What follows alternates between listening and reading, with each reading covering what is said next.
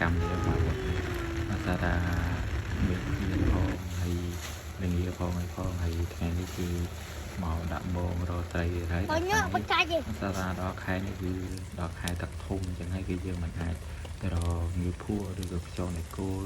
rồi xây man tê là sẽ ra khai tập thùng cứ cô nó tập cái này ta là một cái dương này rồi man tê chẳng hay cứ tập khai đọc này cứ là người ta ra tập nghĩ bị vô cùng mà bọn đi hay cáiประพฤติtập thùng này tên là đâu hay dương mau là cái nào cứ đủ xa bọn mà bọnนี้คือdương mau ăn tây hộp rồi bán pi bong sầm nanh hay là đạm bong bong này hay bong bóng tục nào bị open chỉ một trong từng ọc này số xe môn ngày nay chú trong thế thái được mấy nhóm bán chim tô tới cái lại qua cho đất môn thời không rip trong luôn lặng em mong lẹn nặng rồi xa lấy từ đó chất mà làm một phần này môn lấy chập đá màu thằng coi trong đi bây giờ chưa tới lúc tận không mấy giờ mà đó đã mớn nên những cái bong sầm nanh nghe sầm nanh mới giờ chập đám ri hai ông môn lấy trong ri hai trong tục lại block sầm đập bong sầm nanh lấy bong bóng từ từ nàng ok bong sầm nanh vui nhom rồi Việt Ố Việt ra thì tay lần nào hàng ngày đi chung cruise chung cruise chứ là chung cruise sân anh cái chập ra bếp trắng một chập bếp trắng bây giờ hơi dương bóng còn nè tiếp bóng bay thế được nhom vẫn bóng gồm tới bay ra ta nhom tới chơi còn con bên top đi chập sầm nanh chập bay rồi lấy có chập ở đây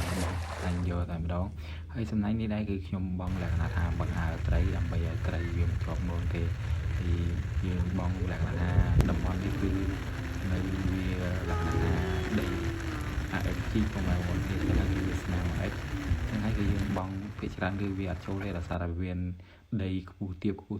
ចឹងហើយគឺកម្របងបានត្រីណាប្រហែលមកនេះចឹងហើយគឺវាយើងបងបង្អើត្រីដើម្បីឲ្យត្រីហ្នឹងគឺទៅជាប់មងចឹងហើយគឺយើងបន្ទាប់ពីយើងបងមកធុះរួចរាល់ហើយយើងក៏ចាប់ផ្ដើមចុះដើម្បីមកមើលមងដែរតើយើងបានត្រីទៀតអត់ចឹងបងប្អូននេះដោយសារថាមងនេះគឺខ្ញុំដោះវាមួយសាហើយត្រីចឹងហើយគឺខ្ញុំចាប់ផ្ដើមហែទឹកព្រោះថាទឹកនៅតំបន់នេះគឺជ្រៅណាស់បងប្អូននេះគឺមិនមែនរាក់ទេបងប្អូនខ្ញុំថាឃើញឃ្លូងទូចគឺដូចតែវីដេអូមុនហ្នឹងបងប្អូននេះខ្ញុំឃើញឃ្លូងទូចតែលក្ខណៈថាទឹកជ្រៅណាស់បងប្អូននេះគឺដៃ HG បងប្អូននេះគឺដឹងស្រាប់ហើយគឺជ្រៅមែនតើតែម្ដងហើយបន្ទាប់ពីយើងមើលហើមងដោះត្រីរួចរាល់ហើយតំបន់នោះក៏លែងជាប់យើងមកដាក់នៅតំបន់ថ្មីអញ្ចឹងបងប្អូននេះហើយតំបន់ថ្មីនេះគឺអត់ឲ្យឆ្ងាយពីគ្នាទេបងប្អូននេះគឺវាមានខ្លងលើខ្លងក្រោមអញ្ចឹងណាអញ្ចឹងហើយគឺយើងលក្ខណៈថាយើងមុនដំបូងយើងដាក់ខ្លងខាងក្រោមដល់ពេលខ្លងខាងក្រោមជាប់ត្រីហើយយើងដោះរួចរាល់ហើយយើងក៏ចាប់ផ្ដើមមករៀននៅខ្លងខាងលើព្រោះថាខាងលើទឹករាក់អញ្ចឹងហើយខ្លាចត្រីវាឡើងមកតាមខ្លងទឹករាក់អញ្ចឹងគឺយើងចាប់ផ្ដើម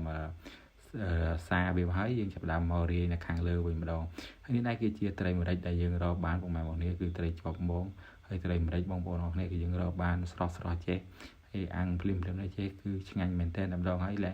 ថ្ងៃនេះដែរគឺយើងមកលក្ខណៈថាជាគ្រូសាតែម្ដងបងប្អូននេះគឺមកអាំងហូបហើយមកដល់នេះគឺបងប្អូនហើយគឺមេឃមិនលក្ខណៈថាអំណោយផលហ្មងបងប្អូននេះគឺភ្លៀងតែម្ដងគឺភ្លៀងខ្លាំងមែនតើម្ដងសំណាងបងប្អូនអរគ្នាគឺយើងបង្កាត់ភ្លើងបានអាំងត្រីបានអីហូបយ៉ាងដែលថាថាមេជារៀងរាំងយ៉ាងហើយយើងក៏ចាប់ដើមទៅរកអូសរកអីមកដើម្បីបង្កាត់ភ្លើងបង្កាត់អីដាក់ដល់ត្រីអាំងអញ្ចឹងបងប្អូននេះព្រោះថាថាយើងមកដល់ស្មានេះគឺយើងដល់មកបាយហួហើយតម្រាំតែយើងរកត្រីបានរកអីហើយអាំងត្រីគឺយើងអត់មានអីក្រៅពីត្រីកកនេះបងប្អូននេះគឺជ្រលក់ជាមួយនឹងត្រីកកគឺឆ្ងាញ់មែនតើតែម្ដងហើយបងប្អូនមើលទៅគឺតំណងមែនតើតែម្ដងហើយគាត់ថាឃើញវីដេអូនេះគឺបងប្អូនហើយប្រកាសជាស្រក់ទុកមាត់ទេហើយព្រោះថាបងប្អូនមើលទៅទេសភាពហើយទីតាំងគឺពិតជាស្រស់ស្អាតហើយមេឃភ្លៀងហើយកំពុងតែរាំងហ្នឹងបងប្អូននេះគឺនិយាយទៅសើមហើយយើងអាំងត្រីហូបលក្ខណៈបែបគ្រួសារចឹងគឺនិយាយទៅស្រស់ស្រាយបាយមួយដុំពីរដុំមានតែមួយកតោអញ្ចឹងមកបងនេះឲ្យគ្នា4 5នាក់គឺហូបយកតែម្ដងហើយសម្រាប់អូនតូចនេះគឺបងប្អូនហើយទៅណាក៏អត់ដែរគឺដាក់យកឲ្យគឺអត់ខ្វល់ទេហើយមើលទៅគឺតែរងឆ្ងាញ់ណាស់គឺហូបអត់គិតពីណាទេបានហូបគឺឈ្ងុកយកតែម្ដងគឺអត់ខ្វល់តែម្ដងចឹងហើយគឺគាត់នេះប៉ិនហូបណាស់បងប្អូនគ្នាហើយបន្ទាប់ពីយើងហូបរួចរាល់អីហើយគឺយើងចាប់ដើមទៅរកត្រីទៀតតែបងប្អូននេះហើយនេះយើងជាសកម្មភាពយើងហូបបន្ទាប់ពីយើងហូបហើយយើងក៏ចាប់ដើមទៅរក ត្រីទៀតបន្តទៀតចឹងណាពូថាយើងដាក់មងបលិចចោលទេចឹងហើយគឺយើងបានត្រីយើងយកមកអាំងហូបជុំគ្នាដល់ពេលយើងហូបរួចរាល់ហើយយើងក៏ចាប់ផ្ដើមទៅមើលមងបន្តទៀតពូថាខ្លាចវាជាប់ត្រីជាប់អីទៀតចឹងណាចឹងហើយគឺយើងលក្ខណៈថាយើងមកមើលលើកមងមើលក៏វាជាប់ទៀតចឹងបងប្អូននេះគឺត្រីនៅតំបន់នេះគឺធំគ្រាន់បើបងប្អូននេះហើយដល់ពេលអាំងទៅគឺសុទ្ធតែសាច់តែម្ដងហើយដូចខ្ញុំបញ្ជាក់បងប្អូនហ្នឹងព្រោះថាខែទឹកធំលុះតាដែលយើងងើបពីរៀងលក្ខណៈថាខ្ទង់ម៉ោង7បានយើងទៅរកងាវភក់ឬក៏រកគ្រឿងសមុទ្រផ្សេងបានចឹងដល់សារថាម៉ោង7ម៉ោង8ម៉ោង9ចឹងគឺទឹកវាអត់ទាន់ចូលឡើងមកដល់ទេចឹងហើយថ្ងៃនេះគឺខ្ញុំមករៀងថ្ងៃបន្តិចប្រហែលមុននេះគឺខ្ទង់ម៉ោង2:10ម៉ោង1ទៅហើយចឹងហើយគឺទឹកគឺវាឡើងធំមែនតើម្ដងតែសម្រាប់ទឹកថ្ងៃនេះគឺខ្ញុំមកគឺឡើងធំខុសពីធម្មតាក៏ដងគឺមកខ្ទង់ម៉ោង10មិន10អីគឺទឹកវាអត់តឡើងធំដល់ថ្នាក់ហ្នឹងបងប្អូនគ្នាចឹងហើយគឺសម្រាប់ថ្ងៃនេះគឺមិនដឹងមិនទេបងប្អូននេះគឺទឹកឡើងធំមែនតើម្ដងហើយបងប្អូនមើលទៅត្រីគឺបានធំល្អណាស់ហើយត្រីរកបានថ្មីទេគឺសិតតែខ្លាញ់តែម្ដងគឺយើងអាំងហូបភ្លាមហើយខ្លាញ់ស្រក់បងប្អូននេះគឺត្រីខែនេះគឺធាត់មែនតើម្ដងគឺអាំង